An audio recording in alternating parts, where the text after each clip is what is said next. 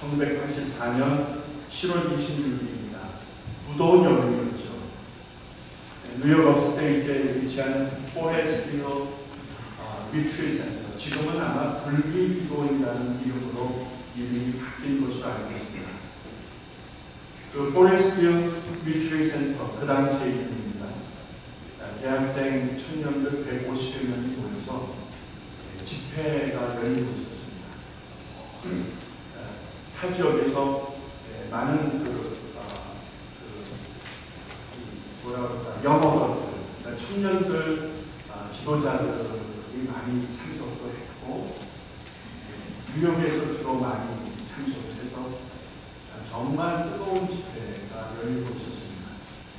그런데 갑자기 마지막 날도 아닌데 세 번째 날 아침이었는데 아침 예배를 드리는데 강사 목사님이 헌신자를 콜하십니다. 그걸 이제 전문적인 용어로 어터콜이라고 합니다. 어터는 이 강단을 말하고요. 어터콜은 그러니까 헌신자를 초청하는 시간을 셋째 날 아침 시간에 가지시더라고요. 보통 마지막 날 저녁 집회 때 그런 거 하지 않습니까? 6명의 청년들, 대학생들이 일어나서 평생 주를 위해서 살겠다고 헌신을 하면서 다짐하는 시간이 진행되고 있었습니다.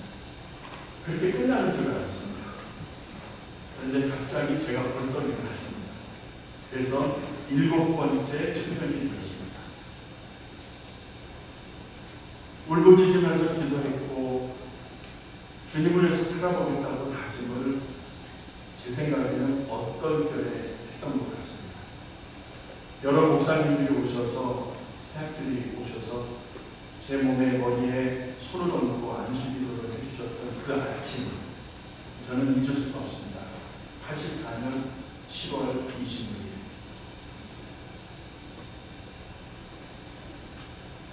집회를 마치고 제 생각으로 돌아왔습니다. 겁이 나기 시작했고 부담이 됐고 잊어보려고 애를 썼습니다. 그래서 친구들하고 술도 먹고 잘 놀았습니다. 나쁜 짓은 안 했어요. 진짜. 잊고 싶었습니다. 잊어버리고 싶었습니다. 내가 무엇을 약속했는지 그냥 무섭기만 했고 싫지는 않았는데 두려운 거였었어요. 싫지는 않았는데 뭔가 이렇게 두려워서 엄두가 안 나는 그런 상태. 그렇게 아마 2년이라는 시간을 제가 방황이라고 하면 방황이었을 것 같습니다. 그러니 얼마나 권고하겠어요. 마음속에 해결되지 않은 뭔가가 있는데 이놈이 자꾸 불편하게 하지 않습니까? 그러니까 애들하고 한 잔을 마셔도 이게 영 아닌 거예요. 어디를 가도 즐겁지가 않은 거예요. 그래서 참 힘든 시간을 제 생각에 1년간 2년을 보냈던 것으로 기억이 납니다. 그래도 제가 청년들 회장도 하고 아이들 가르치는 선생님으로 봉사를 했었어요. 술 냄새를 풀풀 풍기면서. 왜냐하면 콜라를 하도 마셨기 때문에 술 냄새가 안 좋아지는데 아무리 목욕하고 이를 닦고 껌을 씹어요. 그런 상태에서 애들 앞에 서서 제가 말씀을 가르치고 했던 그 시간이 기억이 나니까 얼마나 힘들었겠어요. 그렇게 힘든 시간을 보내고 있다가 저는 이렇게 성경 읽는 게 참 좋았습니다. 그때. 그래서 제 방에서 열심히 성경을 읽기 시작했어요. 누가 시킨 것도 아닙니다. 열심히 성경을 읽어 내려가는데 제가 작정을 했던 것 같아요. 지금 생각해도 아주 마음을 독하게 먹었던 것 같아요. 그래서 정말 하나님을 만나고 싶었고 하나님의 뜻을 발견하고 싶었고 안 가도 된다라는 어떤 그런 체험을 하고 싶었거든요. 이제 그런 어떤 마음의 저희를 가지고 성경을 정말 깊이 읽었습니다. 정말 성경을 온몸을 다해서 읽었어요. 그랬더니 그러던 어느 날 어머님이 그때 저랑 같이 계실 때였는데 저녁밥을 하실 때쯤이었었어요. 저는 방 한쪽에서 성경을 읽어 내려가고 있었는데 그때 하나님이 말씀 안에서 저를 만나주셨어요. 그 체험을 아멘 좀 하셔도 돼요. 아멘. 아멘이십니까? 아멘. 말씀 안에서 주님을 만나는 경험을 하게 되었고 얼마나 좋았던지 얼마나 기뻤던지 그거는 경험하신 분들은 아시잖아요.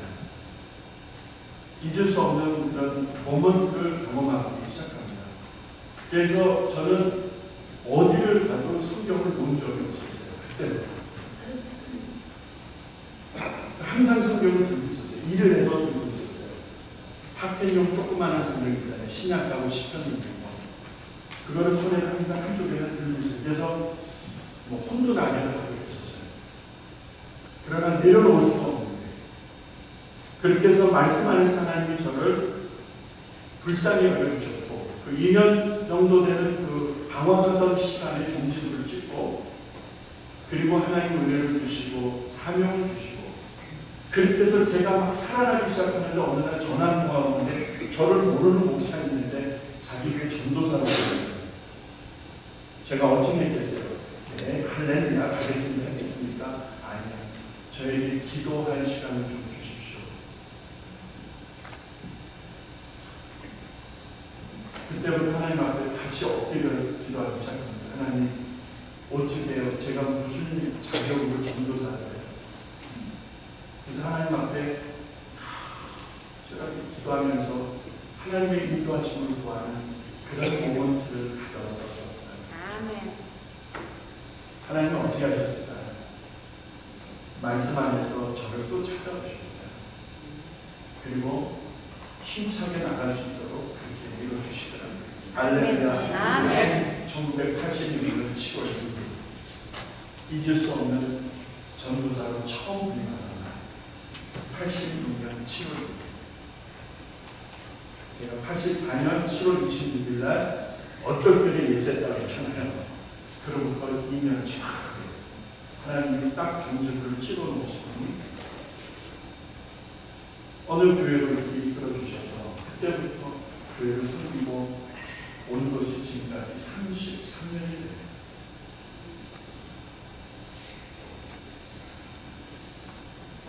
제가 잊을 수 있겠습니까? 그 과정에서 보여주셨던 하나님의 흔적들을 잊을 수 있겠습니까? 제가 다른 건 다 잊어도 하나님이 그때그때 역사하셨던 것을 잊을 수가 없어요. 가슴 한쪽에 평생 잊을 수 없는 하나님의 은혜를 담아주신 것이 너무나 고마운 거예요. 너무나 감사한 거예요. 그래서 어려울 때, 힘들 때, 외로울 때, 지칠 때, 그만두고 싶을 때 그때마다 그것이 나를 붙잡아요. 아멘. 여러분은 가슴 한쪽에 무엇이 있습니까? 후보자 여러분들과 오늘 예배드리는 여러 성도님들께 묻고 싶어요. 여러분의 가슴 속에는 뭐가 있습니까? 섭섭한 마음이 있습니까? 죽도록 미워하는 미움이 있습니까? 분한 마음이 있으십니까? 억울한 심정이 있으십니까? 정말 하나님의 은혜를 잊을 수가 없어서 감사해서 그 은혜를 마음에 두고 계신 분 이 자리에 계십니까? 내 안에 도대체 뭐가 있는 것입니까?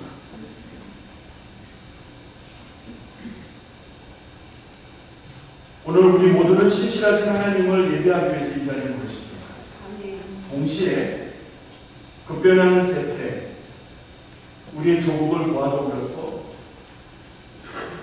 내년 대선을 앞두고 있는 미국 정가나 모든 분위기를 봐도 그렇고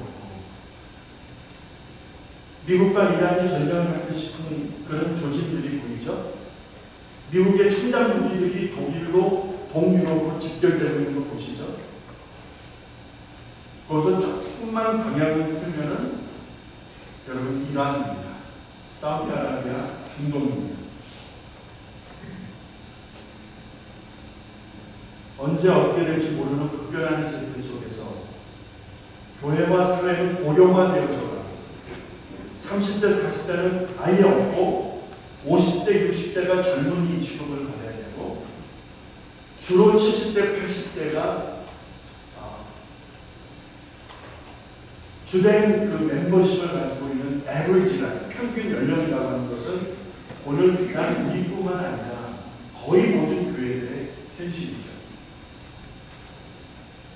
자, 이렇게 사방을 둘러보아도 희망이 보이지 않는 듯한 상황에서 우리 교회는 오늘 일꾼을 세우게 되었습니다.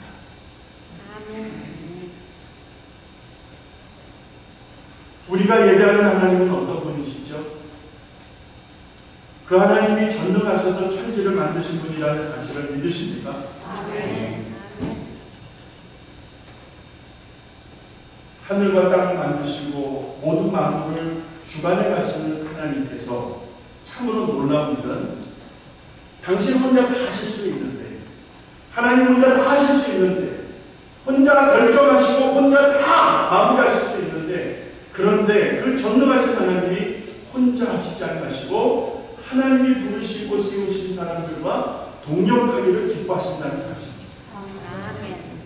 여기 기가 막힌 하나님의 섭리와 하나님의 마음, 하나님의 의도를 우리가 느끼게 되어집니다. 그렇다면 하나님은 어떤 사람을 부르십니까? 그렇다면 하나님은 어떤 사람을 부르셔서 동역하기를 기뻐하실까? 공천을 받으신 분 특별히 잘 들어보십시오. 가인의 제사가 아니라 아벨의 제사를 받으신 이유가 뭐죠? 300년 동안 에녹이 하나님과 동행할 수 있었던 이유가 뭐죠? 갈대아 우르에서 잘 살고 있었던, 노후 대책이 보장되어져 있었던 아브라함을 부르신 이유가 무엇이죠? 왜 그를 부르셨죠? 뭐 때문에 부르셨죠? 정직하지 못하고 거짓말만 일삼는 남소기기를 기뻐하고 자라던 아주 프로라고 할 수 있었던 야곱, 그런 야곱의 보호자가 되어주신 이유가 뭡니까? 하나님은 왜 그에게 보호자가 되어주십니까? 1인지하 만인지상이라고 할 수 있는 그 높은 자리에 요셉을 우뚝 세워놓으신 이유가 무엇입니까? 다들 요셉을 미워했고 그를 짓밟아버리고 그의 인격을 모독하고 그래서 감옥까지 들어가게 된 그런 요셉에게 무슨 희망이 보였길래 하나님은 그런 깨어진 인생 요셉과 함께 하신 것입니다. 무엇 때문에? 다 큰 사람도 아니고 어린 사무엘 왜 부르셨습니까? 사무엘을 부르신 이유가 뭡니까?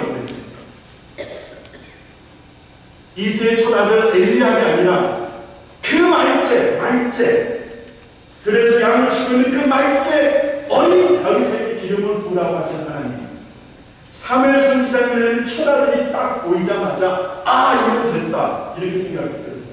근데 하나님이 no 하셨어요.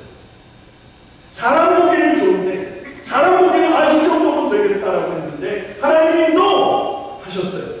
그리고 말째 아무것도 아닌 그 말째 다윗이 하나님께서 기름 부으시도록 하신 사건을 여러분 한번 잘 생각해 보세요. 왜 그리 하셨는가? 핍박자여 살기 등등한 큰 자였던 사울, 왜 하나님 그를 만나주신 것입니까? 사람이 그렇게 없으셨습니까? 하나님이 불러서신 사람이 그렇게도 없으셨단 말입니까? 핍박자였고 살기 등등했던 사울이라는 큰 자였던 그를 무엇 때문에 부르셨단 말입니까? 부르신 이유가 뭡니까? 이 남자 저 남자 품에서 기부하고 참 한많은 인생을 살고 있었던 수가성 운물가의 여인, 주님은 왜 그녀를 찾아가셨습니까? 귀신 들린 여인, 미친 딸을 살려달라고 예수님의 옷자락에 손을 대고 예수님에게 애원했던 그 여인들, 부인병을 가지고 있었던 그 고통 속에 있었던 여인들, 우리 주님이 그들을 돌아보시고 역사하신 이유가 뭡니까? 주님이 어떤 사람을 부르실까? 주님이 어떤 사람에게 은혜를 주실까? 주님이 어떤 사람에게 은혜를 주시고 하나님의 일을 맡겨주시고 하나님에게 주신 하나님 주신 그 은혜와 능력을 가지고 주님의 일을 주님의 몸되기를 섬기게 하실까? 그 기준이 무엇일까? 지금 말씀드린 내용에서 여러분이 한번 헤아려 보시기를 바랍니다. 사람들이 말하는 기준 말고요. 사람들이 이야기하는 그런 기준 말고요.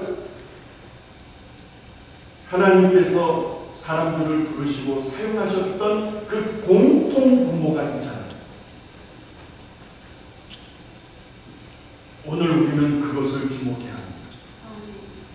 여러분은 오늘 그것을 주목하셔야 합니다. 그렇지 않으면 지난날의 우를 반복하게 될 것입니다. 사람이 사람을 세우는 행사로 끝나버릴 것입니다.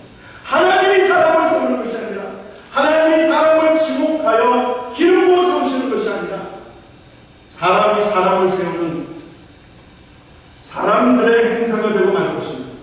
자기들이 좋아하는 사람을 세우고 자기들이 원하는 사람들을 밀고 자기들 원하는 대로 할 것입니다. 그것이 사사시대의 특징이었습니다. 지난 몇 주 동안 2019년 공천위원들이 애를 쓰고 기도하며 준비한 공천된 결과, 그래서 장로 그리고 권사 후보들을 이 자리에 세우고 이제 선출해야 되는, 결정해야 되는 공동회의로 모이게 됩니다. 이에 교훈을 묻습니다. 여러분 모두에게 묻습니다. 이 날을 위해서 얼마나 준비하셨습니까? 이 날을 위해서 어떤 마음으로 준비하셨습니까? 이 날을 위해서 무엇을 준비하셨습니까? 얼마나 기도하셨습니까? 혹시 금식하신 분들 계십니까?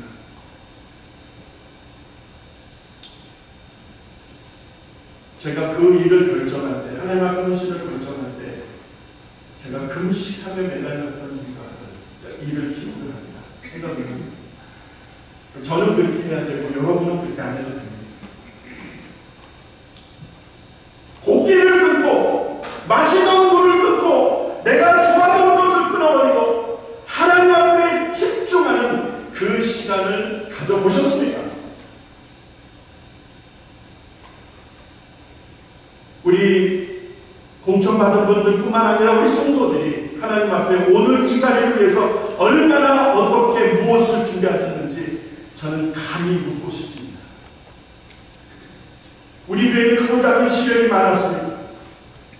여러분이 원든 원치 않든 제가 원든 원치 않든 지난날에 담겨진, 시간 속에 담겨진 아픔 상처들 생각하면 지금도 가슴이 떨립니다.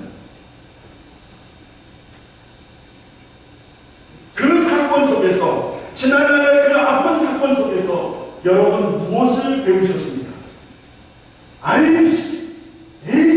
이러고 기억하고 싶지 않은 인간의 감정으로 끝내버리십니까? 아니면 그 아팠던, 그런 어려웠던, 공부했던 그 시절을 내가 생각하고 떠올릴 때마다 그 과정에서 그 안에서 만났던 하나님, 그 과정 속에서 역사하셨던 하나님, 그 과정에서 놀랍게 하나님의 길을 여시고 우리를 살려내셨던 하나님을 여러분이 기억하십니까?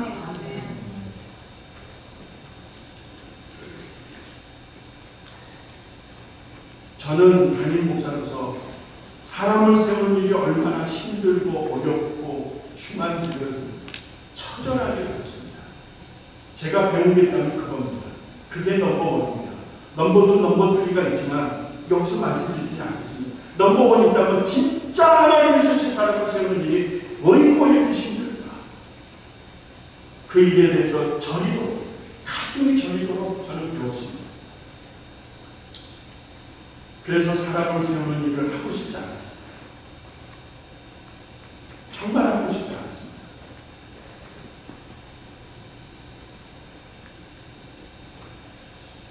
함부로 말하고 함부로 행동하는 모습들을 바라보면서 준비되지 못한 일꾼들을 세운 것 같은 그런 중압감, 그런 책임감 때문에 여러분이 모르는 괴로움을 혼자 많이 괴로워해야 했습니다. 한마디 말 없이 교회를 등져버린 장로들도 있었고, 서로에게 무례하며 함부로 말하며 서로 상처주는 이들의 모습을 바라보면서 내 손가락을 다 깨물어도 다 아픈데, 내 이웃 손가락을 깨물어서 안 아픈 손가락이 없는데, 그 답답한 무너지는 가슴을 치며 주님만 바라봐야 했었습니다. 해서 제가 목회하는 동안에는 사람을 세우고 싶지 않았습니다. 그것이 저의 진심입니다. 그것이 하나님 앞에서 저의 결단입니다. 잘못된 것입니다. 여러분에게 묻고 싶습니다. 하나님 앞에서 여러분에게 묻고 싶습니다. 이런 저의 결단이, 저의 마음이 잘못된 것입니까? 우리 교단 헌법에 그렇게 명시되어 있다고 하시면서 이거는 잘못된 것이라고 말씀하시겠습니까? 제가 법을 몰라서 이렇게 말씀드리겠습니다. 훈련 없이, 준비 없이, 어떤 영적 치료 없이 중책이 맡겨졌을 때 얼마나 인간이 처절하게 뛰어지고 얼마나 교회가 아파받는지를 저는 누구보다도 깊이 경험했습니다. 그래서 다시는 반복하기가 싫었습니다. 그것이 저의 진심입니다. 사람을 세우고 생겨지는 일들에 대한 문제를 일으키는 자들의 문제가 아니라 저의 것입니다. 누구를 택하겠습니까? 나간 사람을 택하겠습니까? 있으면서 계속 반대하고 싫은 소리하는 그런 사람들에게 제가 등을 돌려야 되겠습니까? 제가 져야 될 제목 아니겠습니까? 그래서 이 자리에 계신 우리 후보자들에게 제가 다시 한번 묻고 싶습니다. 여러분이 영의 소리로 정직하게 마음으로 화답해 보시기 바랍니다. 오늘 이 자리에 오시기까지 어떤 준비를 하셨습니까? 우리 장로 후보자들, 우리 권사 후보자들 얼마나 기도하셨습니까? 담임 목사가 자료집이 없으니까는 이때다 해서 땡땡이를 치는 분들이 있거든요. 땡땡이 하시죠. 어찌 하겠습니까? 제가 그런 것까지 다 알겠습니다. 누가 왔는지 누가 안 왔는지 저는 김 목사님이나 착하는 권사님들 그런 거 안 묻습니다. 시사해서 안 들어요. 알아서들 하시겠지. 믿고 있습니다. 여러분, 자리를 지키시면서 얼마나 기도하셨습니까? 얼마나 말씀을 읽고 묵상하시고 그 가운데 지키려고 애를 쓰셨습니까? 헌금 생활 올곧게 하고 계십니까? 영혼본에 대한 관심과 노력을 기울이고 계십니까? 누가 H마트, 누가 아시프라스 같은 데 가서 우리 교회를 자랑하고 영혼본을 위해서 시간을 내어 뛰어갔단 말입니다. 그거는 집사들이 하는 일이고 장로들이 하면 안 되는 일입니다.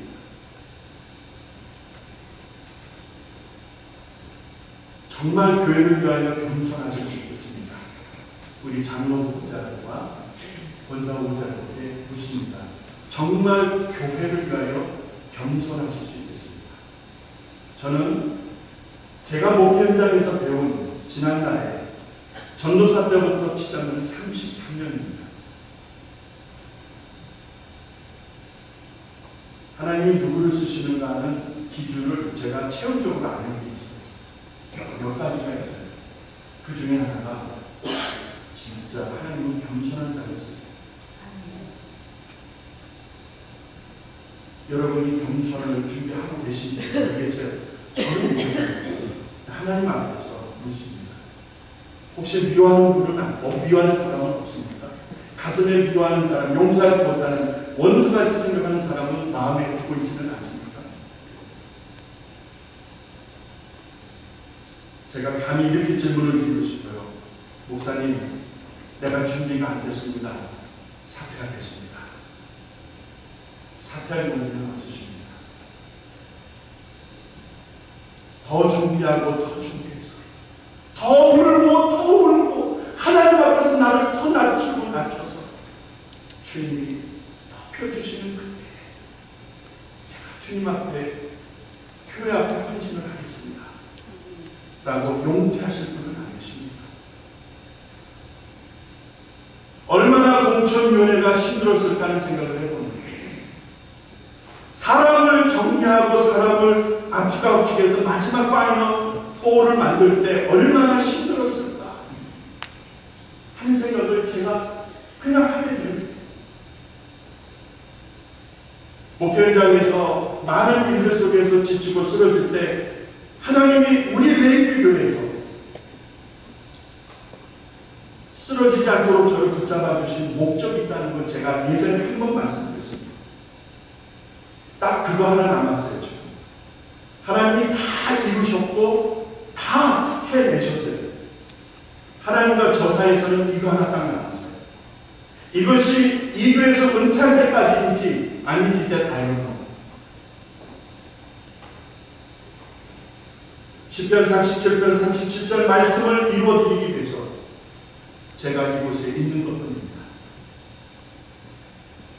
그 말씀에 담긴 하나님의 소원이 저를 붙잡고 저를 쓰러질 때마다 저를 다시 세워주시고 쓰러질 때마다 다시 힘주시는 이유는 시편 37편 37절에 담겨진 하나님의 소원이 너무나 간절하기 때문에 하나님의 소원이 너무나도 간절하기 때문에 그것을 이루어달라는 하나님의 간절한 청이 저에게 있었기 때문에 그래서 제가 평정심을 잃지 않으려고 애를 씁니다.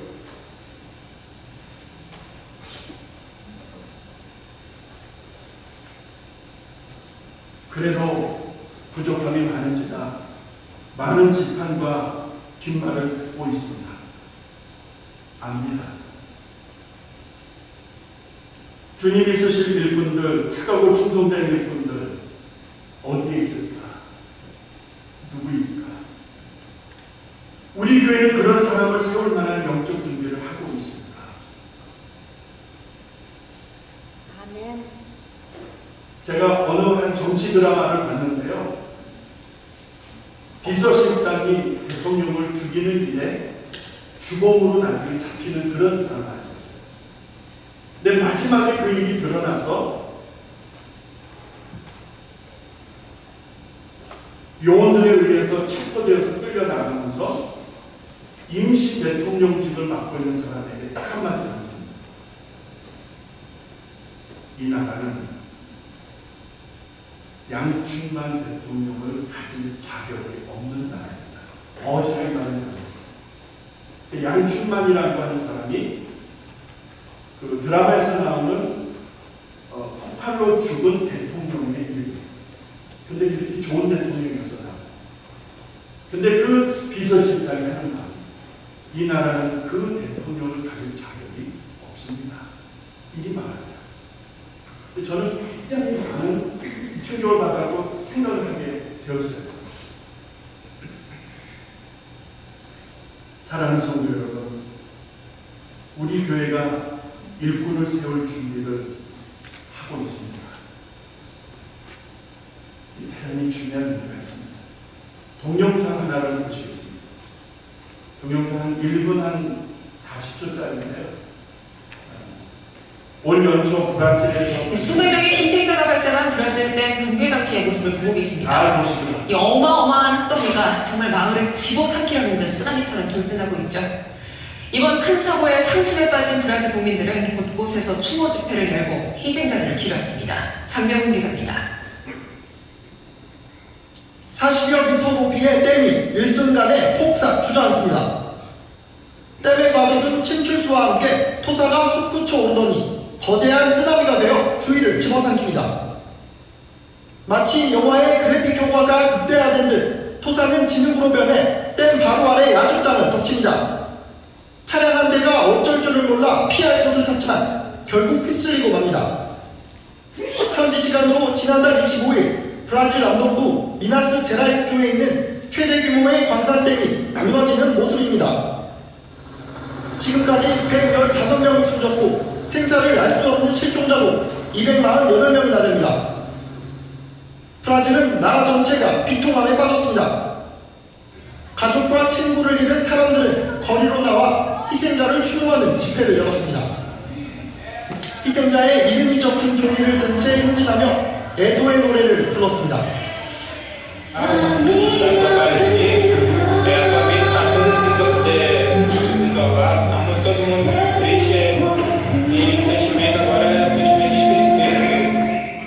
댐 붕괴 이후 일주일째 수색이 계속되고 있지만 추가 생존자는 발견되지 않는 상황.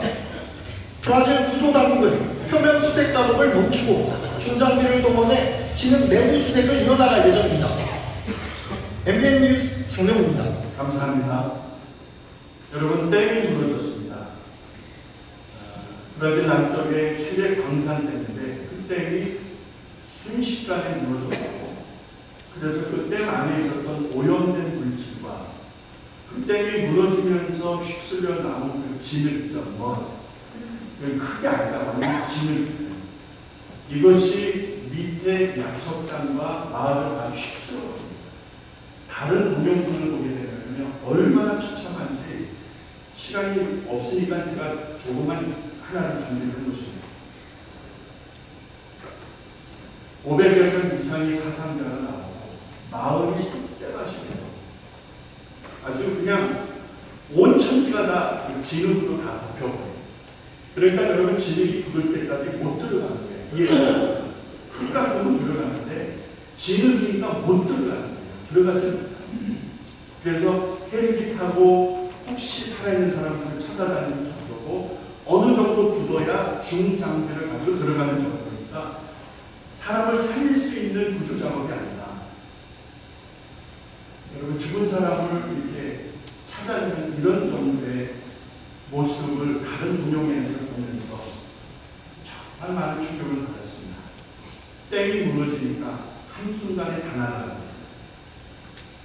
영적인 삶에도 반드시 지켜줘야 되고 무너지면 안 되는 경계 라인이 있습니다.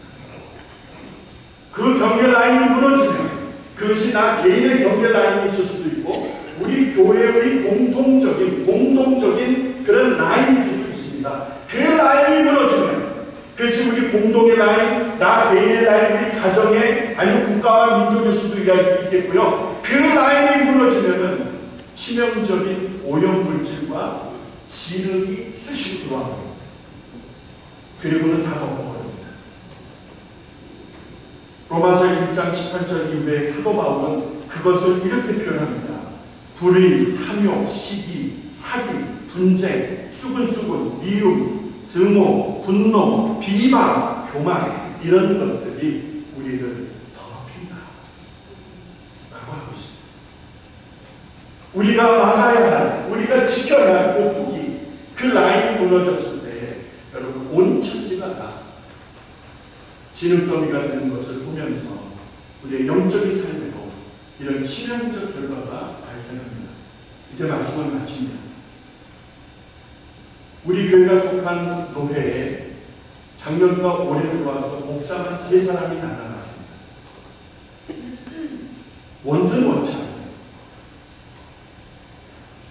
교회들이 얼마나 분쟁하고 싸우는지 아시죠? 여러분 다 듣고 계십니다. 누가 어떻대, 그 목사가 어땠대, 이랬대, 저랬대. 그래서 그런 말 하려고 그러면 저는 하지 마세요. 하지 마세요. 그냥 기도하세요. 교인과 교인이 다투고 교인과 목회자가 다투고 이런 문제를 보면서 참 어려운 일이다. 정말 세상에 더러운 것들이 교회를 더럽히고 성도들의 삶을 더럽히고 있는 더러운 쓰나미들이 덮어버리는 이런 때가 바로 이때구나.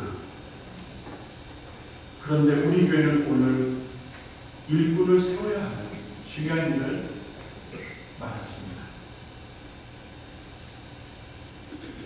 어떻게 합니까? 목사님 그 장로 기준, 권사 기준 잠깐만 올려주시기 바랍니다. 말씀을 마칠 때 제가 장로 자격 기준 디모데전서 3장 1절로 7절의 말씀에 근거해서 14가지를 정리해봤습니다. 책망할 것이 없어야 합니다. 하나의 남편이 되어야 합니다. 절제해야 합니다. 신중해야 합니다. 단정해야 합니다. 나그네 대접을 잘해야 합니다.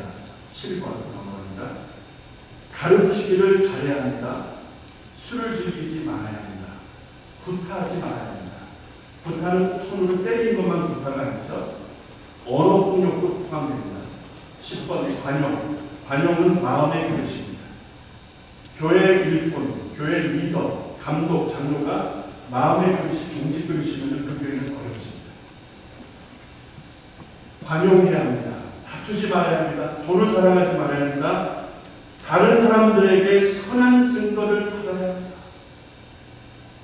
마지막으로 교회의 영적 아버지가 되어야 합니다. 여러분 가만히 있으면 아버지 되더라고요. 결혼하니까. 근데 진짜 아버지가 되는 것은 힘들어요. 무슨 말씀인지 아시겠어요? 아버지로 사는 것은 다른 일이거든요.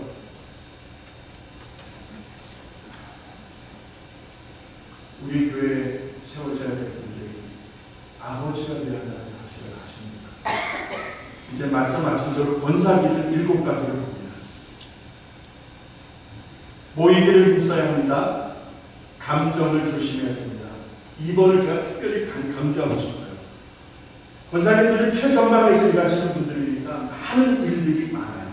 정말 일들이 많고 크고 작은 일들이 많아요. 그러다 보니까 마음이 상하고 감정이 상할 때가 많다 이 말입니다. 그런데 그 감정에 무너지시게 되면 교회가 어떨까요? 그래서 권사 후보로 올라오신 분들은 오늘 하나님 앞에서 혀를 깨물듯 다짐하세요.